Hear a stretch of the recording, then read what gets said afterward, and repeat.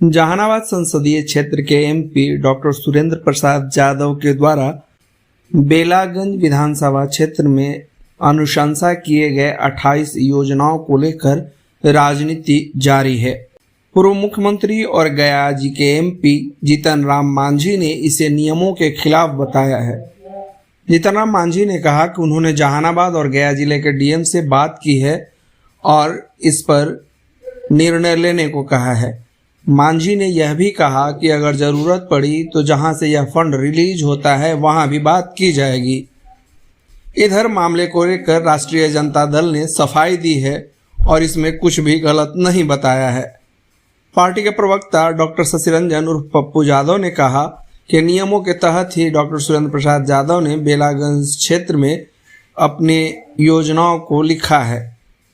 साथ ही वे जहानाबाद संसदीय क्षेत्र के विकास के लिए लगातार प्रयासरत हैं। पप्पू ने कई योजनाओं का नाम गिनाया जिसको लेकर सुरेंद्र प्रसाद यादव ने कोशिश की और अब वो आकार लेगा। मामला अभी गूंज रहा है कि सांसद सुरेंद्र यादव ने 1,75,00,000 रुपया बेला में दे दिए। ये बात हमारी सूचना में भी आई है और हम यहाँ के कलेक्टर से बात किया। हम कहा कि एक उदाहरण दिया, गया के कलेक्टर से हमने कहा कि हम एमपी गया के हैं, क्या हम अपना फंड को कहीं आप यूटिलाइज कर सकते हैं? तो गया का कलेक्टर बहुत समझ बूझ के सोच के कहा कि सर 50 लाख रुपया तक आप नेबरिंग जो कंस्टिट्यूंसी है वहाँ खर्च कर सकते हैं। आप गया के हैं तो आरा में नहीं खर्च कर सकते हैं, पटना में नहीं खर्च करते हैं, जहानाबाद है, औरंगाबाद है, नवादा है, खर्च कर सकते हैं। तो हमारे जानकारी में यही है कि कोई भी एमपी 50 लाख से ज़्यादा अपना नेबरिंग कंस्टिट्यूंसी में नहीं खर्च कर सकता है। तब हमारे सूचना में आई है तो गया यहाँ जहानाबाद के कलेक्टर से हमने बात किया कि हमको मालूम हुआ है कि आप 2-2 करोड़ रुपया बेला में लगवा दिए हैं। ये कैसे आप लगा दिए, कौन कानून से? हम तो यही जानते हैं कि 50 लाख से ज़्यादा नहीं लगाया जाता है, आप 1.5 करोड़ कैसे दे दिए? तो हमको जानकारी नहीं थी। इसका हम समीक्षा कर लेते हैं और अगर सुधार की बात होगी तो हम सुधार करेंगे। तो ये बात हुई है और ये बात की चर्चा मंत्रिमंडल मुख्यालय में भी और लोगों से भी बात करें, डेवलपमेंट वाला जहाँ से फंड रिलीज होता है वहाँ भी बात कर लेंगे कि साहब क्या कोई एमएलए अपने कंस्टिट्यूंसी छोड़ के दूसरे में दे सकता है, कोई एमपी अपने कंस्टिट्यूंसी छोड़ के दूसरे में दे सकता है? अगर दे सकता है तो कितनी राशि तक दे सकता है? इसी क्लैरिटी हम ले लेंगे। लेकिन अभी as per version of DM गया हम 50 लाख से ज़्यादा अपने एडजॉइनिंग कंस्टिट्यूंसी में नहीं दे सकते और यदि बेला में 2 करोड़ के आसपास हुआ है तो गलत हुआ है। इसको क्या मानते हैं सर?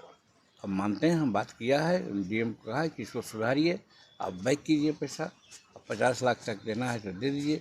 और तो वही कहा है उन्होंने कि हम नियम धर्म हम देख लेते हैं। अभी परसों ही बात हुई है तो अभी हमने नहीं पूछा है, आजकल में हम उनको पूछ लेंगे कि आप क्या किया है। सर इसको कुछ मसले पे हम देख रहे हैं कि कुछ वैसे जदयू या भाजपा के जो भी हों पदाधिकारी लोग हमारे कुछ जो नियमानुकूल चीज़ों पर जो हमारे सांसद इम्प्लीमेंट किए हैं कि सांसद क्षेत्रीय विकास निधि जो होता है उसका निगरानी सांख्यिकी विभाग करता है। केंद्र सरकार के अधीन जो मंत्रालय है वहाँ नियम है कि आप अपने जो राशि है उस राशि का कुछ भाग आप अपने विवेक से कहीं भी वितरण कर सकते हैं आवश्यकता देखते हुए। क्योंकि हमारे सांसद साहब का दोनों घर है, बेला उनका 35 साल का कर्म भूमि रहा है और जहानाबाद भी उनका राजनीतिक शुरुआत रहा है 1985 से। तो अपने राशि को कहीं जो बोल रहे हैं वो कहीं न कहीं जनहित में गया है और नियमानुकूल गया है।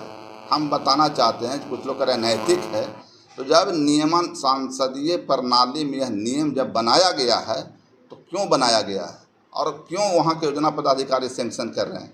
ये नियमानुकूल है और आवश्यकता देखते हुए सांसद महोदय यह कार्य किए हैं और जहानाबाद के विकास के लिए सांसद महोदय भारत के सभी मंत्रालय से रुपया भिजवाने का काम कर रहे हैं और उनके नेतृत्व में जहानाबाद तरक्की की ओर बढ़ेगा। इन्हीं बातों को लेकर